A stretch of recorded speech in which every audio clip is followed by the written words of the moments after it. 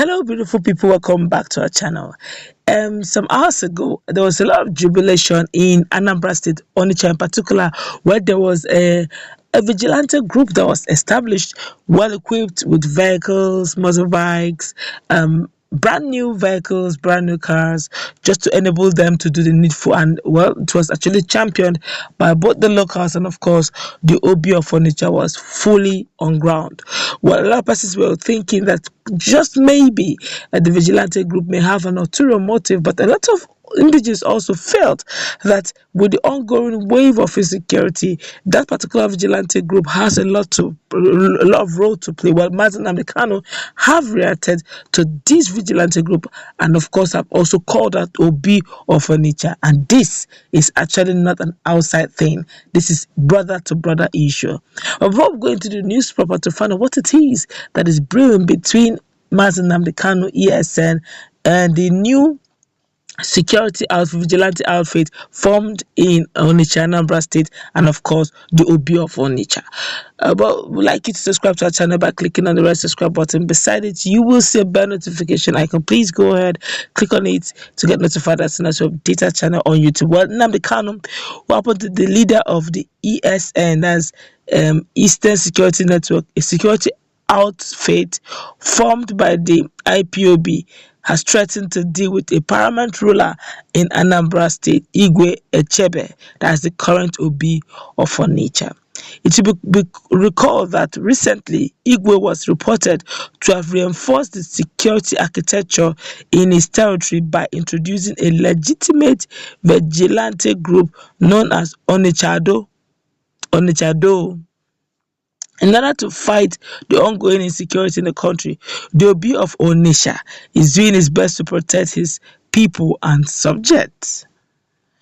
However, due to the quest on the side of Nnamdi Kanu to take over the leadership in the whole of Eastern Security Network and also to protect the old Eastern region using ESN, Eastern Security Network, he is now sending warning to Exp0se from faraway country where he has full soldiers on ground in Nigeria.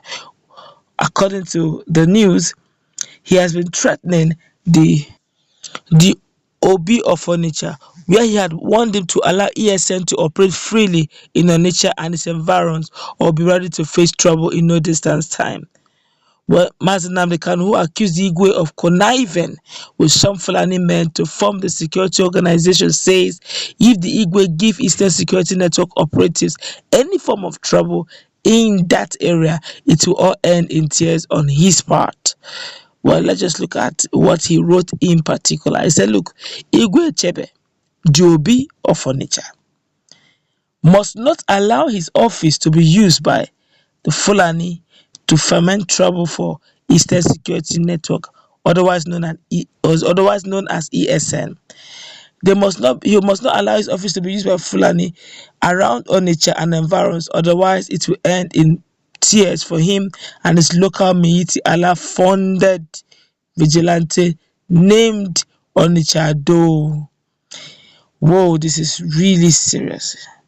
But the rate of insecurity that is going on in Nigeria is actually worrisome. Now, looking at this, Nnamdi Kanu is of the opinion, I don't know where he got his intel from.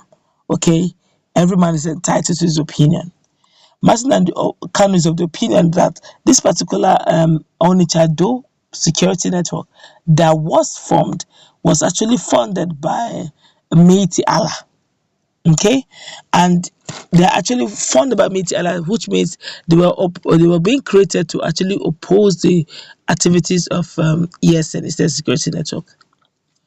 That quickly also reminds me of a particular letter-headed paper that the same as Nnamdi Kanu floated on social media, where they accused Miiti Allah Magban of influencing the Ohaneze Ndigbo elections, general elections, of which till today they're still having two fractions.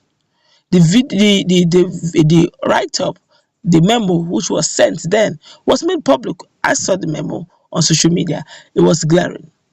Now, I do not know where he got this information from, but I would have thought that every hand needed is important right now. Personal opinion now.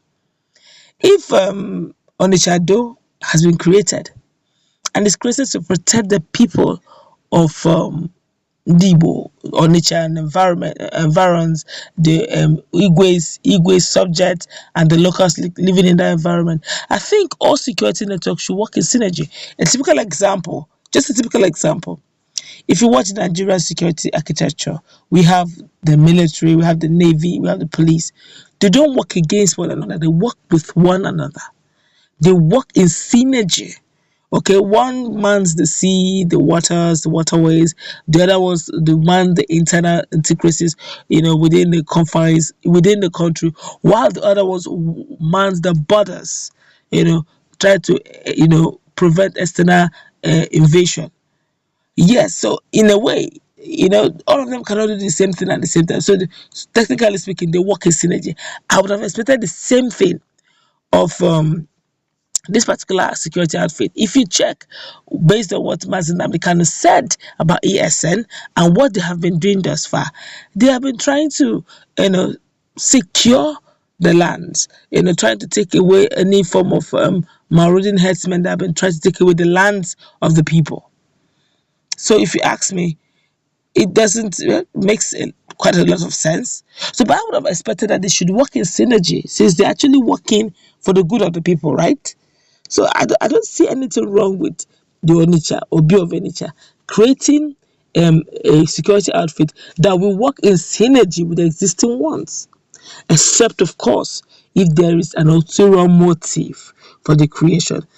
But the way the people applauded it and the fact that things are already on ground, it would have been a case of, because it honestly it doesn't make any sense, personally speaking now. It doesn't make any sense where brothers fight against brothers. It doesn't make sense at all. If you're fighting against one another, then what will become of the enemy that's invading the land? So I would have said it's a brother to brother thing. Look inwards, find out why this vigilante was created, and if it's for the good of all, then work in synergy. Because all hands are needed. Okay, look at Amoteco. Amoteco is in existence, and there's still the hunters group. There's OPC, the Odua People's Congress. There's Agbokoya's group. Agbokoya's group. I'm talking about Southwest now. And there's still some other groups that are coming up to also, reinforce security in Southwest alongside Amoteco. So frowning at other security network that is also coming up to protect the people, I feel it's a no-no. Except of course if there's an ulterior motive. And if there is, you can work around it so that the game plan will just be to protect the lives and property of the people. Every power, every hand is important right now because of the level of insecurity in the country. Well, let's all go wrap it up. Let's meet